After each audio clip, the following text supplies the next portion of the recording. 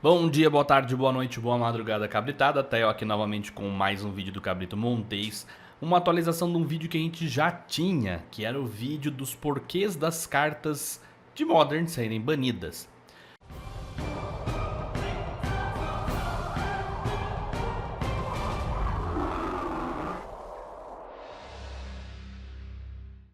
Ao contrário do primeiro vídeo, eu vou falar mais ou menos o porquê que as cartas são banidas e o porquê, da minha opinião, que elas podem ser desbanidas de repente. A gente tem aqui cartas que valem o teste e cartas 100% seguras. Tio, baseado em que você fala que as cartas são 100% seguras ou não? A gente fez alguns testes ao vivo na Twitch do Cabrito Montes. Tem aqui o endereço para vocês. É só dar uma chegadinha lá. A gente faz live todos os dias 22 horas. A gente conseguiu fazer alguns testes e a gente conseguiu ter pelo menos uma boa noção de que algumas cartas, apesar de toda uma mítica, né, tem ali um temor em cima delas, elas são ok para serem desbanidas, né? Ou não.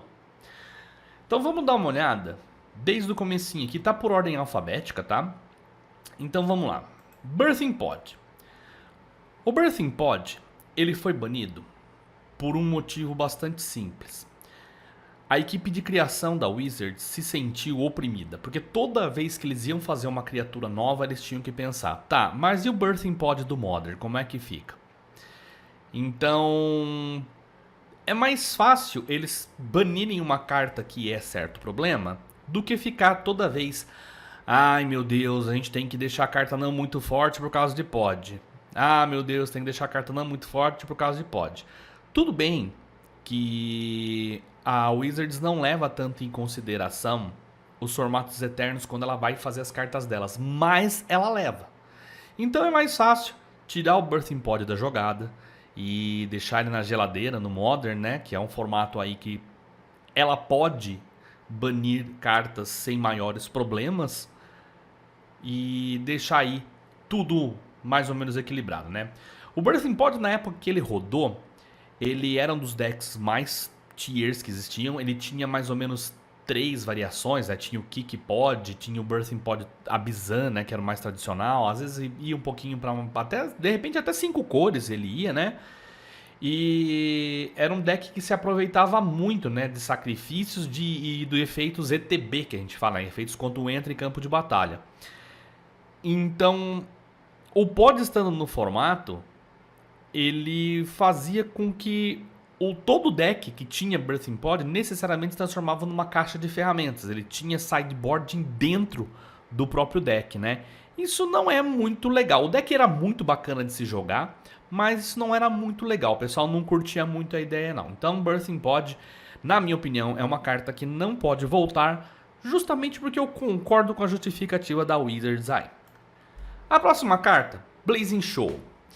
Blazing Show, quando você lê, ela não parece uma carta tão forte quanto ela realmente é.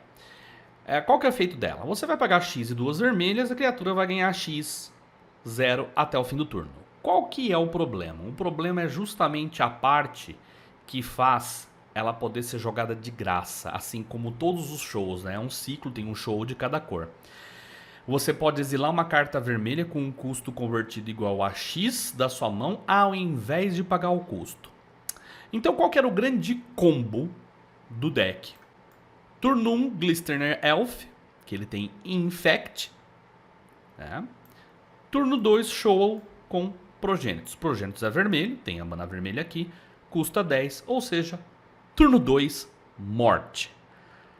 Tio, você acha que essa carta deve voltar? Não. Mesmo sem o efeito de Infect, o Shoal com Progenitus ou qualquer carta de custo muito alto faz com que você ganhe um bônus de graça de uma maneira muito injusta. Então, Shoal, nada feito. Não volta Shoal. A próxima carta, Cloud Post.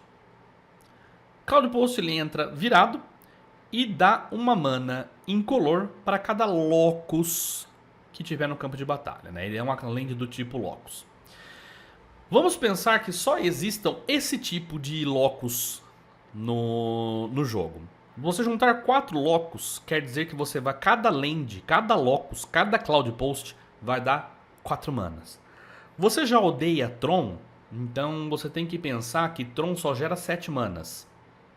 3 Locos juntos gera 9. É. Aí você tem que pensar que tem também Clear Post, que também é Locos e não entra virado. Então nós já temos um total aí de 8 Locos. Além disso, nós temos Vesuva, que pode copiar um Locus. Ou seja, decks baseados em Locus têm chance de gerar muito mais manas do que a gente conhece, como aí o Tron e tal, de uma maneira bem rápida, né? No terceiro turno aí tá juntando montantes insanos de mana aí. Então, para o bem do formato, é interessante que Cloud Post continue banido. Continua banido, não vai gerar muita mana não, Big Mana pode ser um problema, então fica banidinho aí, Cloud Post. A próxima carta é Dark Depths. Dark Depths é muito comum no Legacy, é um terreno que não gera mana, entra com 10 marcadores, você remove o marcador dele, né, pagando 3 manas, e quando ele não tiver mais marcadores, você cria uma criatura 20/20 lendária, tipo Avatar, chamado Marit Lad Indestrutível. Tátil, mas pagar de 3 em 3 é lento, né? Então, mas você tem atalhos. Um dos atalhos é Vampire Hexmage. Vampire Hexmage, você sacrifica ele, você remove todos os marcadores da permanente alvo. Ou seja, com um pouco de sorte, você consegue fazer isso no turno 2. Um 20/20 no turno 2 não é muito justo. Tem outra maneira também, que é com Thespian Stage, que você paga 2 manas, vira, ele torna-se cópia de um terreno. Porém, a gente tem que atentar que quando você cria uma cópia, os marcadores não vão junto. Tio, então você já vai criar direto um Dark Depths sem marcadores. Ou seja, sem marcadores, você vai fazer com que a Marit Lad entra em campo de uma maneira muito simples. Então, Dark Depths não pode voltar também. É uma maneira muito fácil de você ter uma criatura muito opressiva, muito rápido. Xamã. Xamã recentemente foi banido do Legacy. Tem uma polêmica muito grande em cima do Xamã, tá? A galera fala que ele não é tão injusto assim, porque... Mas vejam bem, a carta inteira, na minha opinião, ela é um erro de design. Inteira, em todos os aspectos, ela é um erro de design. Vamos começar pelo custo de mana. Ela tem o custo de mana híbrido, ou seja, é muito fácil baixá-la. Né? O custo é 1 e híbrido. Todo deck que tem splash para preto ou splash para verde pode se utilizar do Xamã. O segundo erro é o fato de ser elfo. Tio, mas o que tem a ver isso? Elfo é uma das tribos mais sinérgicas do formato, né? Aliás, a maioria do Magic, né? Tem muito elfo que dá bastante características. Os elfos são uma tribo muito forte. Então, o fato dele ser elfo e não uma criatura, sei lá, criatura do tipo arara, entendeu? Não, ele é elfo. Então é um outro errinho de design aí. Eu vou pular o texto propositalmente e falar desse 1/2. Esse 2 de defesa, ele consegue bloquear criaturinhas de ataque 1 sem morrer. Isso é importante, gente. Por mais que não possa parecer, é importante. Tipo, os caras deixaram essa carta muito overpower. E aí vamos falar aqui, né? Ele exila uma land e adiciona uma mana de qualquer cor. Ou seja, ele é um acelerador. Então, no começo do jogo, você que usa Fetchlands, manda Fetch pro Grave, ou as Fetches do seu amiguinho, né? Vai lá, exila e faz muito rápido cartas como Liliana, no turno 2. Era assim que Jund jogava. Turno 1, Xamã, turno 2, Liliana of the Veil. O que não é muito agradável. Além disso, você pode pagar uma preta, exilar uma instantânea ou um feitiço de um cemitério, dando 2 de dano. Ou seja, com uma característica só, ele é um hate de cemitério, dando dano. E detalhe, o it aqui é mais um erro de design. It, meus queridos, faz com que esse cara pule leyline. Então ele pulando leyline, ele ignorando hexproof de jogador, já faz com que ele fique um pouquinho mais forte. Era assim que Burn usou Xamã uma época, era assim que Burn finalizava oponentes com Leyline. Aí nós temos a terceira característica. Uma mana verde, você exila uma criatura do cemitério e ganha 2 de vida. Mais um hate em forma de criatura com bônus. Ou seja, o Xamã, em momento algum do jogo, ele era inútil. Ele era bom no começo porque acelerava, ele era bom no late porque dava dano, ele segurava a sua vida, tudo isso em forma de uma criatura só. Ele faz muita coisa por uma mana só. Ele é um hate no main deck. Então, gente, é uma criatura que pra mim cai na categoria erros de design. O cara que fez o Xamã, ele falou assim, não, eu vou pôr tudo que eu gosto numa carta só. Sabe, parece tipo assim, Magic the Gathering Z, sabe? Meio Super Saiyajin. Então, basicamente isso que é o Xamã. Dig Through Time. O Dig Through Time, eu acho que ele teve, junto com o Treasure Cruise, nós vamos chegar lá, um dos banimentos mais rápidos do Modern, porque ele lançou, um mês depois ele já foi banido. O banimento de Dig Through Time foi mais preventivo, tá? Porque a ameaça real era a Treasure Cruise. Mas se ele ficasse, Dex Combo, na época rolava Splinter Twin, na época rolava Escape Shift Temur. Se tivesse o Dig Through Time ainda, aqueles decks iam ganhar uma consistência absurda a ponto de fazer com que Combo dominasse o formato. Ele olha 7 cartas do topo em velocidade instantânea e coloca 2 na mão. Você fala, ah tio, mas custa 8. Nunca, nunca. Colocar 6 cartas do Grave era a coisa mais fácil do mundo. Né? 3 Fatlands que você colocou no Grave, mais meia dúzia de spellzinho que você usou, esses 6 aqui fica facinho, facinho de atingir. Então, você olhar 7 cartas, escolher 2 para pôr na mão, é uma selection muito forte. Então, Dig Through Time aí, levou tesoura e eu acho que certíssimo motivo, não deveria voltar mesmo. Dread Return. Parece uma carta inocente, mas novamente... O flashback sacrificando 3 criaturas faz com que ele seja de graça. Então a gente começa a perceber um padrão, tá? Todas as cartas que tem custo de graça ou tem custo que não precisa pagar mana, dá pra ficar de olho. Por quê? Porque não é saudável pro formato. Não é saudável pro Magic cartas que você não usa custo de mana, que não tem um custo de mana full ou tem redutores estranhos. Podem perceber, todas as cartas que tem essa característica, alguém já olha e fala assim, é meio roubada, né? Dread Return não é diferente. Qual que é a treta do Dread Return? Dread Return jogava no Dread, ok? Ela tem um efeito muito simples, né? Uma sorcery que retorna a criatura do cemitério para campo de batalha. O problema está no flashback, sacrifica 3 criaturas. Sabe quem jogava com ele? Dread. Por quê? Porque Dread manda Narcomoebas e outras criaturas de uma maneira muito fácil para o campo de batalha, através da habilidade Dread, né? Especialmente Narcomoeba. Então, o Dread consistia antes de mandar muitas cartas para o Grave para conseguir atingir Narcomoeba, indo 3 Narcomoebas para o campo de batalha, você sacrificava as 3, usava o Dread Return, provavelmente para uma criatura muito grande que já estava no Grave. Uma Iona, uma Elesh Norn, qualquer criatura aí que tem um grande peso no campo de batalha. Então por isso que Dread Return, por causa de Dread, Dread Return não pode voltar. E eu sou plenamente a favor que Dread Return não é saudável para o formato. Próxima carta, Eye of Ugin. Eye of Ugin foi responsável recentemente, aí não tem 5 anos, por uma, nem isso, acho que uns 3 anos. Por um dos Pro Tours que teve menos decks diferentes. Novamente, pode perceber, as Eldrazi custam 2 ou menos.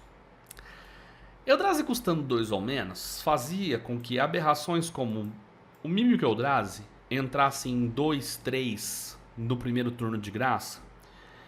E posteriormente, se você conjurasse um Templo Eldrazi e um Seaman Spirit Guide, você conseguisse colocar um Reality Smasher de custo 5 no turno 2, que junto com os Mímicos finalizavam muito rápido a partida. E era um deck muito, mas muito consistente. Até hoje no Legacy ele é um top tier. Então Eye of Ugin ele provou-se ser muito, muito, muito danoso para o formato. Além disso, o Eye of Ugin, ele também ia nos Trons. A partir do momento que ele vai em um Tron, ele deixa um Tron com uma inevitabilidade absurda. Por quê? Porque você junta 7 manas e busca qualquer criatura do seu deck. O Lamog, na época usava em Haku, você podia usar Spell Skite, puxava Ormcoin Engine, qualquer coisa que seu deck precisava no momento.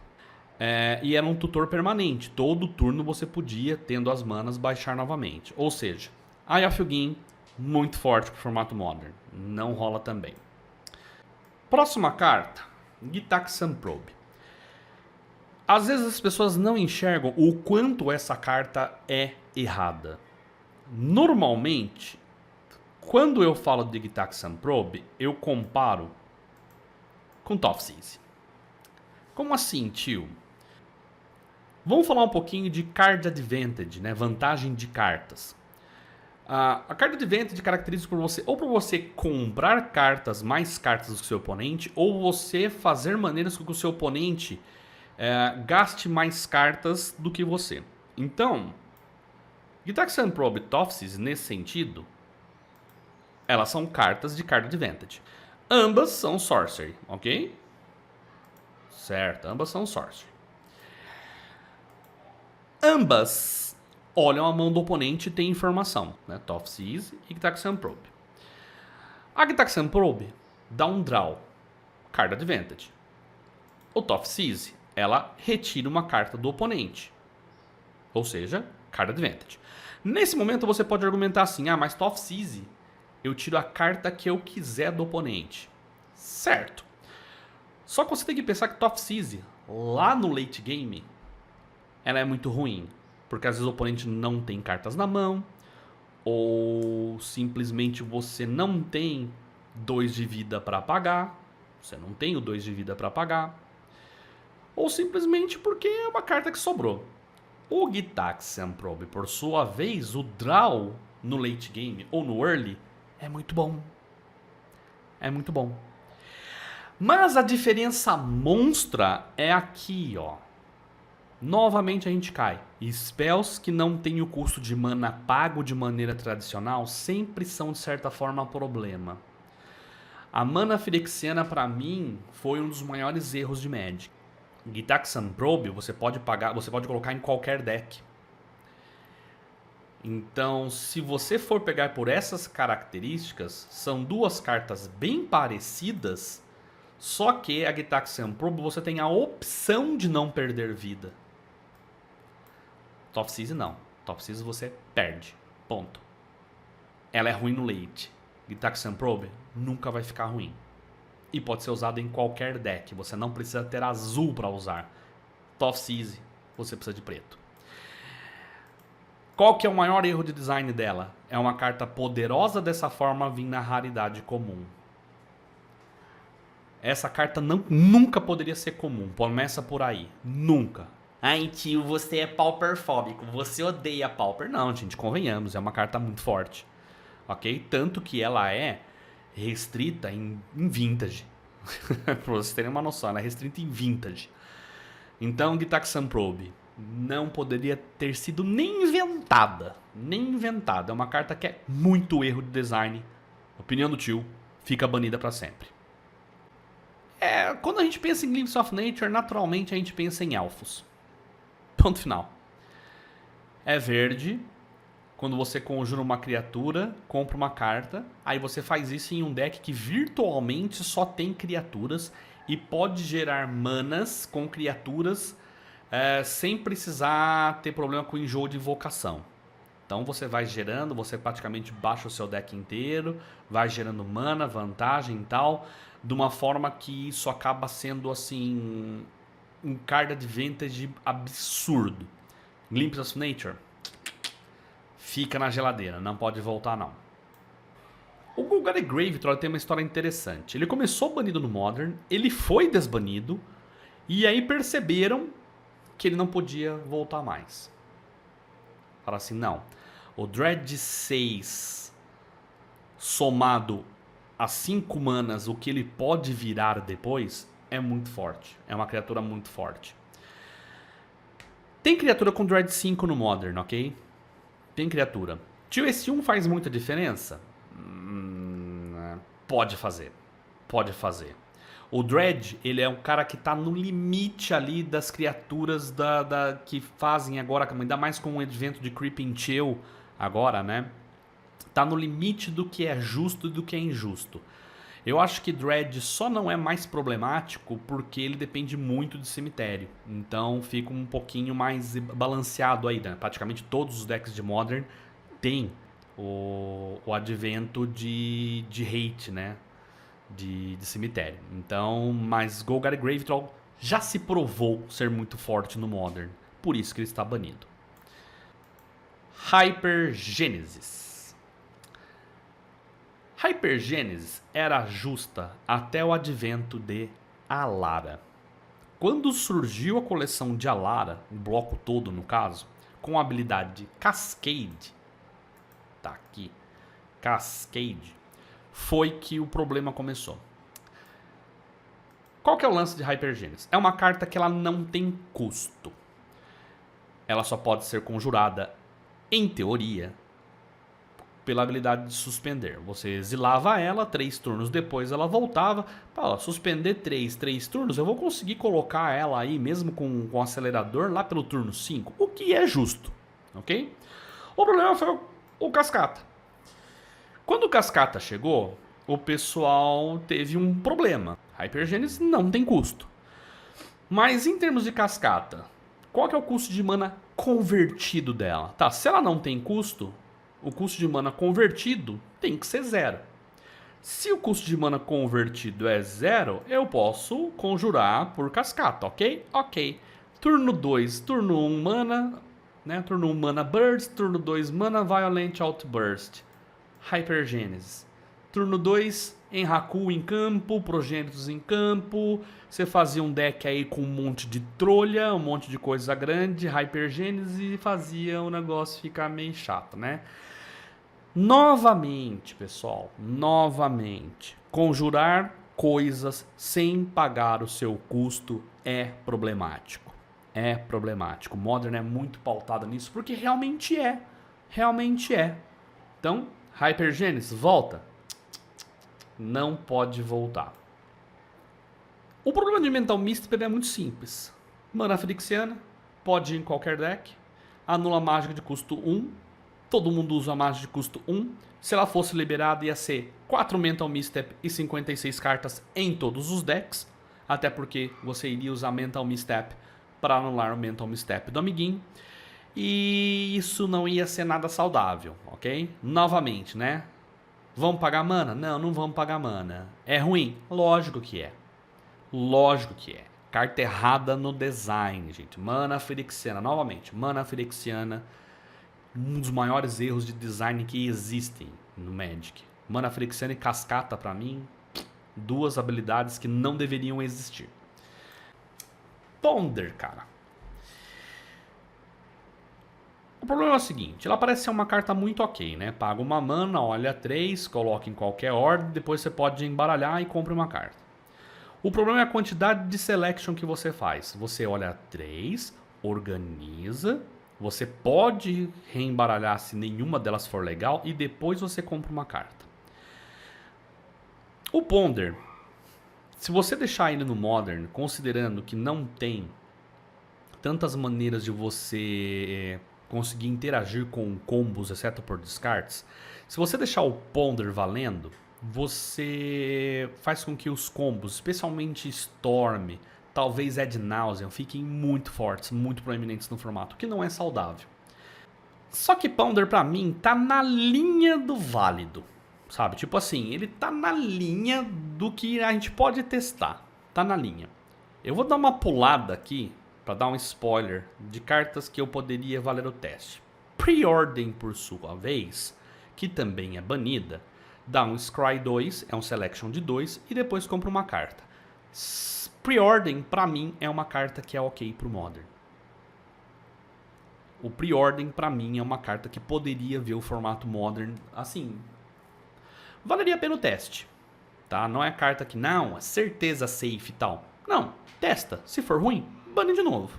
Nós vamos chegar lá nessa linha. Eu já pulei um pouquinho porque Ponder e Preordain, né, elas são banidas mais ou menos aí pelo mesmo motivo, mas Ponder e Preordain eles têm diferenças significativas que faz com que um não possa ser desbanido e o outro seja, testável. Olha, Rite of Flame foi muito popular na época de Time Spiral, porque uma mana, né, gera duas, depois mais uma mana para cada Rite of Flame que tiver no grave. Então vocês imaginam se você tiver dois, né, você já usa outro, quantidade de mana que você faz assim, montantes insanos de mana. Então não é seguro que volte Rite of Flame. Pelo mesmo motivo que não é seguro, eu vou até dar uma puladinha aqui e voltar a Sitting Song. Sitting Song, ele foi válido em Modern até aparecer Hivemind. Foi meio que um ban preventivo porque a galera começou, se você gera 5 manas que precisa para 6 manas de encantamento, que faz você ganhar o jogo. Como assim faz você ganhar o jogo, tio? Você usava esse encantamento com os pactos, né? Hivemind na mesa, você usava um pacto, aí seu oponente é obrigado a copiar o pacto, mas ele não tinha mana para pagar o pacto e perdia o jogo. Isso é muito usado no deck Amulet Bloom hoje em dia, Amulet Titan hoje em dia, né? Mais ou menos, deu uma caída. Antes, quando era Bloom Titan, era muito usado, mas hoje em dia nem tanto. Então, por causa de Hivemind, o Second Sunrise, o Sitting Song, né, levou aí um corte, né? Levou um corte. E Rite of Flame cai na mesma categoria, né? Você gerar mana de uma maneira muito fácil, né? Montantes grandes de mana de uma maneira muito fácil. Então, pode voltar? Não, não pode. Senão você ia fazer um Dragon Storm assim, de uma maneira muito simples. Second Sunrise. Second Sunrise sai da categoria de carta injusta.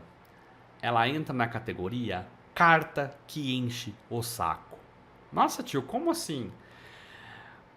Tem um parâmetro que a Wizards usa que é o quanto tempo uma carta enrola em um torneio oficial.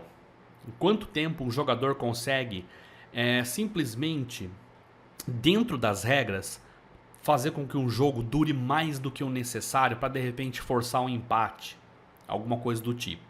Second Sunrise é uma delas.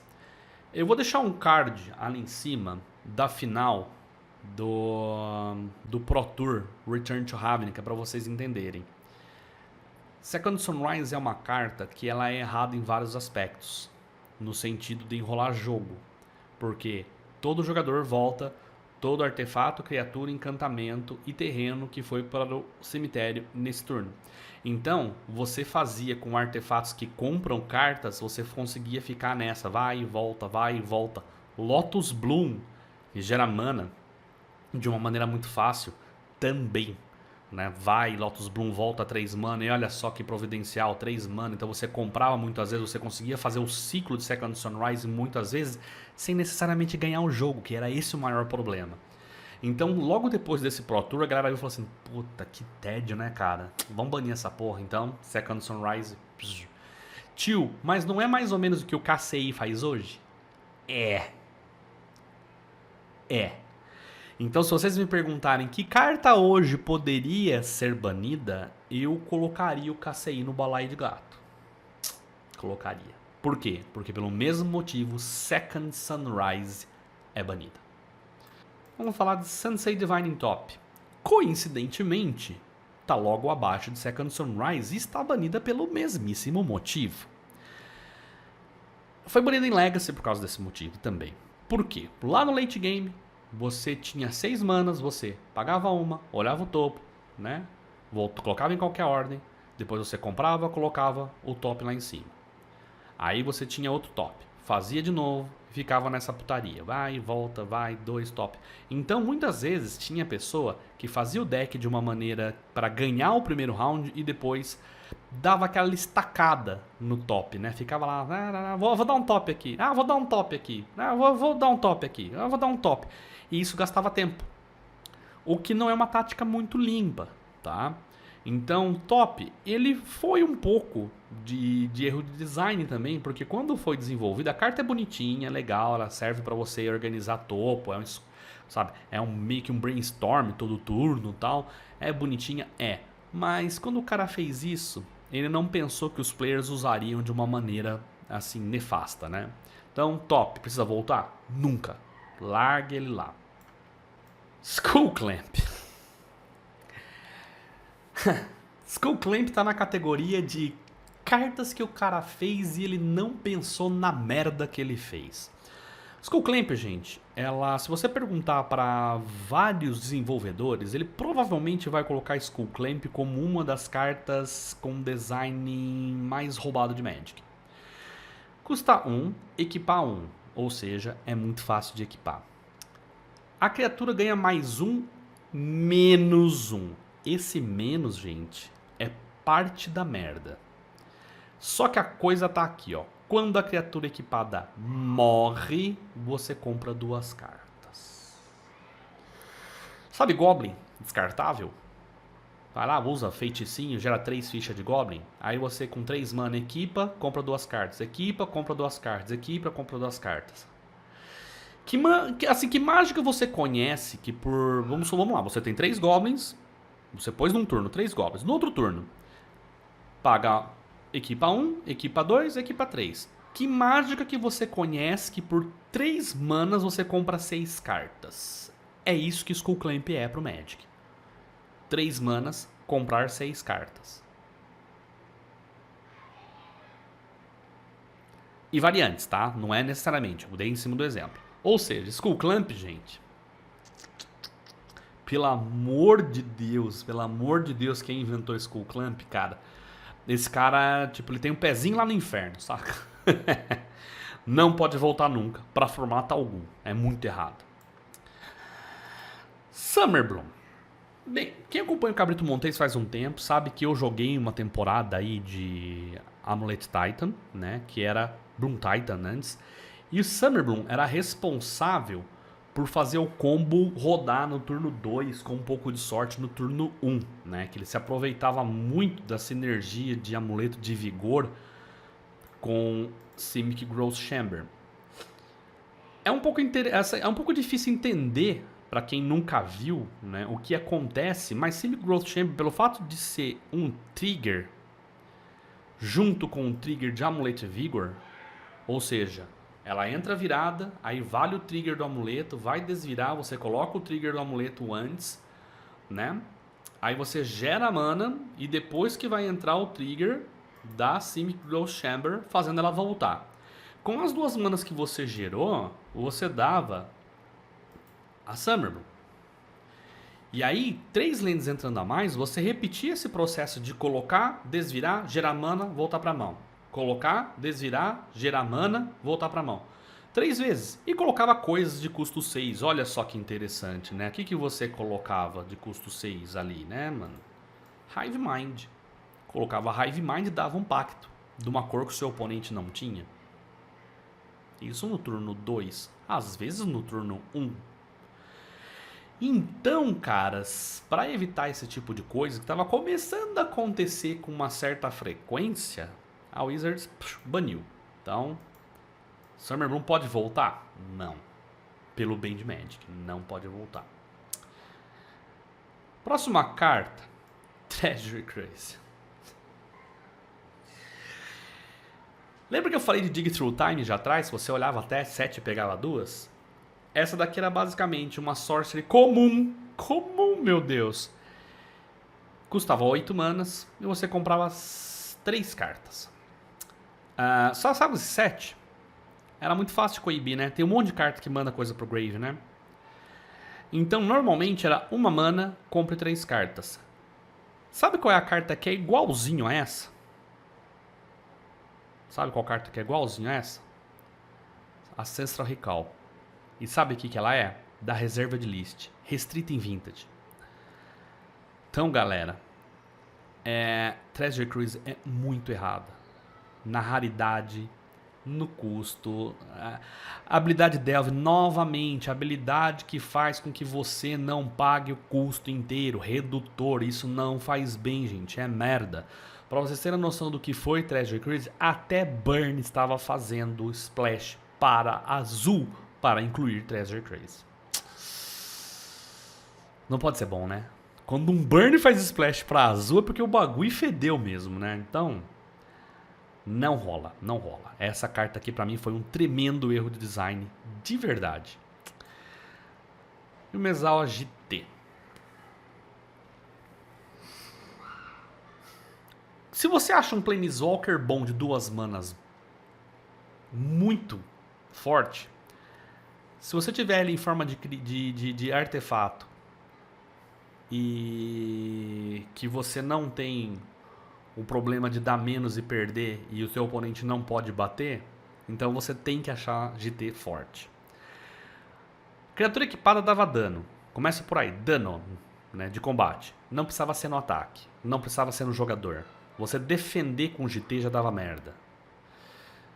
Coloca 2 marcadores. Por que 2? Não pode ser 1, tem que ser 2. A gente tem que fazer a merda completa. Tem que ser 2, tio. O que acontece? Criatura equipada ganha 2/2 até o fim do turno. A criatura ganha -1/-1 até o fim do turno. E você ganha 2 de vida. Ou seja, ele buffa a sua criatura, ele mata os defensores, né? Mata aí, limpa a mesa. E você ganha 2 de vida. Caso dê merda, você ainda pode ganhar 1 vida, né? Tirando o marcador, não da criatura, da GT. É a GT que ganha marcador. Gente, não pode ser certo uma coisa dessa. Não pode ser certo.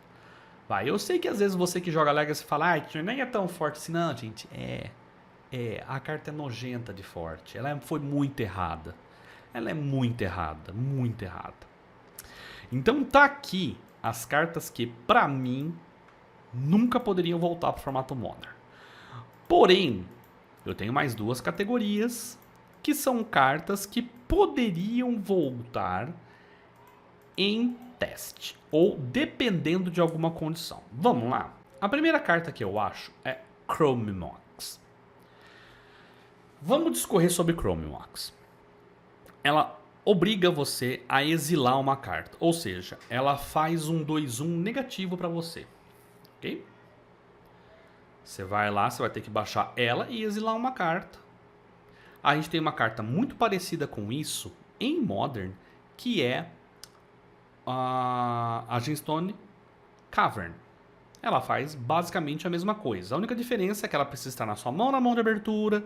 Ela precisa... Você pode não pode estar começando, etc. e tal. Mas é mais ou menos o que Chrome Mox faz. Qual que é o problema de Chrome Mox? Ele não é lendário. Então você pode ter 2. Então em algumas estratégias que exigem mana rápida, Chrome Mox pode ser problemático. E outra coisa, esse Umei aqui, não necessariamente você precisa fazer. Se você não fizer, não vai gerar mana, mas ainda continua sendo uma carta de custo 0, artefato. Então Chrome Mox seria forte aonde?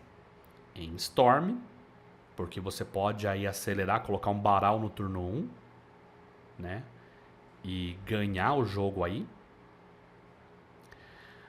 Ou pode ser também muito forte em KCI. Então, se você tiver ajustes em Storm e KCI, talvez Chrome Mox fica relativamente útil, tá? Então, poderia liberar? Valeria o teste se tivesse ajuste. Vale a pena? Não sei. A segunda carta que poderia valer o teste, Green Sun's Zenith. Por que Green Sun's Zenith é banido? É banido por causa basicamente de Dryad Arbor. Turno 1, mana, Zenith, Dryad Arbor. Você tem aí uma aceleração forte no turno muito cedo, né? Só que tem um problema maior. Reembaralha. Em decks baseados em verde, o argumento é que você tem um tutor que ele vai ser bom no começo, lá no late game, porque ele vai estar sempre no seu deck, ele vai ser reaproveitável. Porém, eu acho que decks com criaturas deveriam ser mais consistentes do que talvez sejam. Eu acho que Green Sun Zenith, sendo ok, é um tutor e tal, mas ele é justo. Ele é X, tem que pagar. Queria pegar criatura de custo 2, tem que pagar 3. Ah, bota em campo, tio. Mas é só criatura verde. É só verde. Será que não valeria a pena dar uma chance? Eu acho que valeria de repente testar. Vai ser muito complicado ou não? Não sei. Não sei. A gente não testou isso em live ainda, ok? Mas é um dos próximos testes que a gente vai fazer. A gente está fazendo vários testes com cartas banidas para ver se elas seriam muito fortes ou não. E eu acho que Green Sun Zenith é uma carta que valeria o teste. A gente já falou de Preordem, ok? Ela, para mim, ela é uma carta ok, que poderia ser testada. E nós temos Splinter Twin. O argumento do banimento de Splinter Twin era basicamente que o combo era muito consistente, porque você fazia, né, o combo com o Deceiver's Arc, você encantava o Deceiver's Arc com o Splinter Twin, aí você virava ele para gerar uma cópia dele, aí com o Enter the Battlefield da criatura nova você desvirava o Desarc original e assim você fazia inúmeras cópias aí. Funcionava também com Pestermite, ou seja, você usava Exarchs e Pestermites, mais Kikijik, mais todo o poderio de anulas e cantrips do azul, mais alguns removals do vermelho, raio, etc e tal, para fazer um deck muito bom. Naquela época, todo mundo precisava jogar com os main decks adaptados a jogar contra Splinter Twin, porque era um deck muito bom. E esse é o argumento hoje para o banimento de Splinter Twin. Você tinha que estar preparado main deck para Splinter Twin. A gente jogou com Splinter Twin live. Ele foi um deck muito forte, mas não foi nada que poderia falar assim, meu Deus, eu tenho que tomar um cuidado absurdo, senão eu vou perder. Ele foi um deck forte. Ele seria Tier 1 hoje? Grande chance. Mas o meta mudou de 3 anos, mais ou menos, pra cá. Então, talvez Splinter Twin deveria ter uma nova chance. Ok? Eu acho, a minha opinião, que deveria ter uma nova chance. Agora, nós vamos falar de cartas que a gente já testou em live. E a gente viu que, apesar de todas as lendas em cima, todo o medo em cima, né? Tipo como fosse o Jace, Mind Sculptor. Nossa, se Jace desbanir, destrói o formato, meu Deus do céu. A gente testou em live e viu que não era bem assim.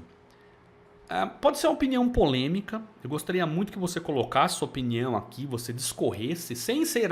Nossa, você só fala bosta. Mano, esse tipo de comentário eu simplesmente vou só apagar, ok? Discorra do porquê, porque a gente não tá falando isso. A galera do Cabrito, a gente testou isso em live, a gente jogou, o pessoal viu que certas cartas... ok, a gente testou. Qual que é o seu argumento? Meu argumento é que é muito forte em tal deck. A gente testou o tal deck e viu que...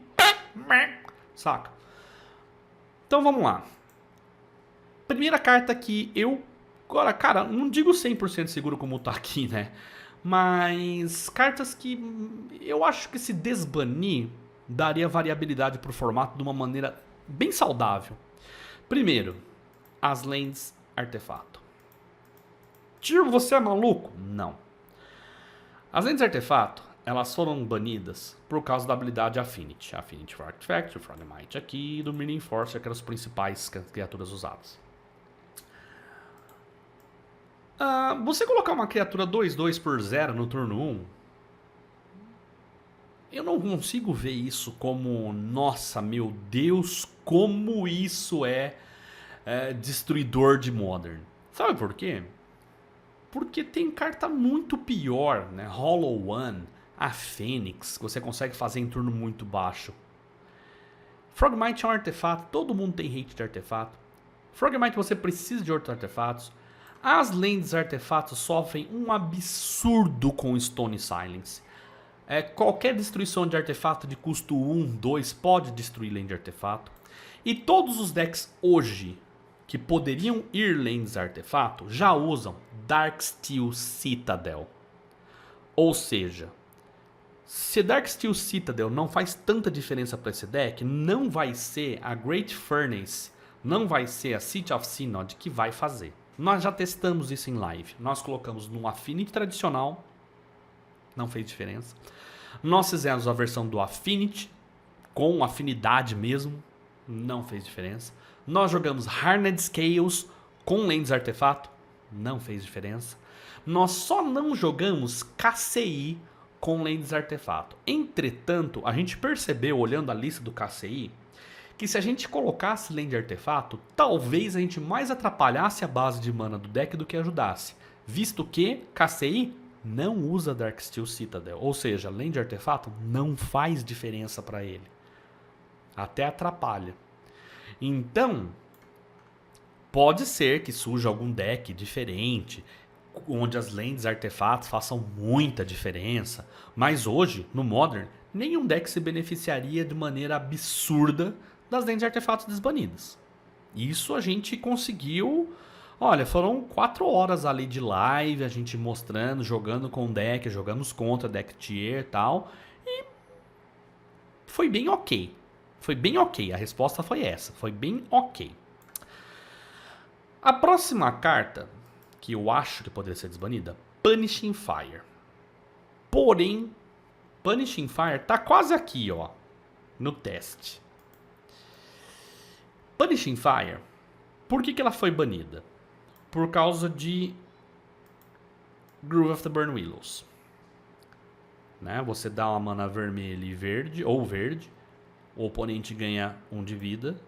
Providencialmente, você gera uma mana, se tiver no Grave. Você gera a mana e faz seu oponente ganhar a vida, então Punishing Fire fica recursivo, né? Pá, volta, pá, volta. Aí eu vou falar dos argumentos do porquê que ela é banida. Recursividade de dano em criatura ou jogador. Ok. Agora, você poderia alegar assim, ah tio, isso num burn ia ser muito forte. Tá, ele ia dar 1 de dano recursivo num burn. Um burn tiraria alguma peça dele para colocar o Groove, que é uma lente que dá vida pro oponente? Ele precisa de mana vermelha. Você imagina para dar um raio, o oponente ganha 1 de vida e dá um raio de 2. Ah tio, mas o Punishing Fire, burn não usaria. Ok? Chegamos num acordo, né? Porque ele daria 2, ganharia 1 de dano, ficar nessa recursividade. Lembrem-se, é um combo de 3 manas. 2 aqui e 1 aqui. A recursividade custa 3 manas. Tron. Tron usaria? Usaria, com certeza. É o deck que eu acho que poderia ficar de olho. Se Tron ficasse muito forte com Punishing Fire, aí beleza. Um deck no Legacy que usa muito Punishing Fire, com muito sucesso, é Jund. E eu acho que Jund deveria sim ter um up. É um deck que pra mim é a Zenith de um deck justo no Modern. Ele tem os descartes, ele mata a criatura, ele não mata rápido. Ele é um deck que vai pro atrito, ele mata de bicho vanilla. O Tarmogoyf quer não é um bicho vanilla. Né? Tem Planeswalker e nada mais justo, sem puxar saco de Jund, de ter um Punishing Fire. Então, pra mim, Punishing Fire, mas meus bichinhos de custo 1 ia morrer tudo. Ué, jogue com bicho mais pesado. Jogue com bicho mais pesado. Você quer ser rápido, seus bichos têm que ser vulneráveis a alguma coisa. Ok? Tem que ser, meus goblins vão morrer tudo. Paciência, seus goblins podem ganhar no turno 3. Entendeu? O mid-range tem que ter uma arma contra você. Tá? Então, eu acho o Punishing Fire perfeitamente desbanível no formato. A gente ainda não testou, se pá, talvez é o próximo episódio aí de jogando com cartas banidas, né? Quem não acompanha a gente na Twitch tá perdendo. A gente faz esse tipo de conteúdo esporadicamente, uma vez por mês. E Punishing Fire provavelmente vai ser a próxima carta que a gente vai testar em live. A última carta a gente já testou e se mostrou assim muito tranquila de se banir, é Stoneforge Mystic. Por que Stoneforge Mystic é banida no Modern? Por causa de Batterskull. O que é que faz Stoneforge Mystic? Quando ela entra no campo de batalha, você vai procurar um equipamento e colocar na mão. Batterskull é um equipamento. Ai, tio, mas custa 5. Living Weapon. Ou seja, ela vem com uma criatura embutida. Ou seja, a ideia é você colocar Stoneforge Mystic e no turno seguinte você usar a habilidade dela e colocar um equipamento da sua mão no campo de batalha. No caso, você quer colocar Batterskull. Você colocaria uma criatura 4/4 com vigilância e lifelink no turno aí 3 em campo. Vamos para os X da questão aqui. Stoneforge Mystic. Eu sei que não é muito justificativa, mas é uma justificativa. Primeiro, 1/2, ela morre para 90% dos removos do formato. Ok? 90%. Ela vai entrar no turno 2, a galera vai matar ela. É igual Birds. Ela vai entrar, já vai ter um alvo na testa. Ela vai procurar o Batterskull? Vai. Ela vai conseguir baixar Batterskull? Probabilidade mais baixa aí, né? Um pouquinho mais baixa. E mesmo se ela baixar, gente, a Living Weapon gera um germe 0/0. Qualquer bounce faz com que Batterskull deixe de ser viável. Ele vira só um equipamento sem uma criatura equipada. Você vai ter que pagar depois 5 para equipar ela. Ah, tio, mas você pode pagar 3 e voltar lá pra mão. Pode. Pode. Mas vejam bem, que outra característica que isso aqui tem? É um artefato, gente. Lembra que eu falei das lendas de artefato? Se você não usa hate de artefato no Modern, você está jogando Modern errado. É basicamente isso. Todo deck Modern tem hate de artefato. Ou seja, tanto Batterskull quanto a própria Stoneforge são coisas que no Modern são fáceis de lidar. Então, o desbanimento dela faria com que decks tipo Death and Taxes, a gente jogou com o Callblade, que foi muito famoso na época do T2, com o Stoneforge, a gente jogou contra Jund, jogou assim, e tipo, cara, foi bem ok, sabe? Tipo, não tô falando que foi ruim, foi bem ok, foi justo, Batterskull entrou, chegou a atacar, não, morreu antes, sabe? Destruíram antes. Então, gente, mesmo com o Stoneforge Mystic pegando espadas, pegando qualquer outra coisa, ela seria um acréscimo sensacional para o formato Modern. Então é isso aí, ficamos por aqui, o vídeo deu quase, tá dando 55 minutos de gravação, vai ter os cortes e tal. Eu quero a opinião de vocês aqui, tá? Coloca aqui a opinião de vocês, se vocês concordam, discordam, se vocês acham que alguma outra carta deveria ser banida ou desbanida. A gente sempre tem esse tipo de discussão em live, mas às vezes o pessoal do YouTube não consegue assistir nossas lives por causa do horário. Então deixe seu comentário aqui. Não deixa de curtir, né? A gente tem lá em cima, vai ter o nosso novo projeto de apoiadores aí no Catarse. E é isso aí, pessoal. Desejo para vocês um bom dia, boa tarde, boa noite, boa madrugada e até logo.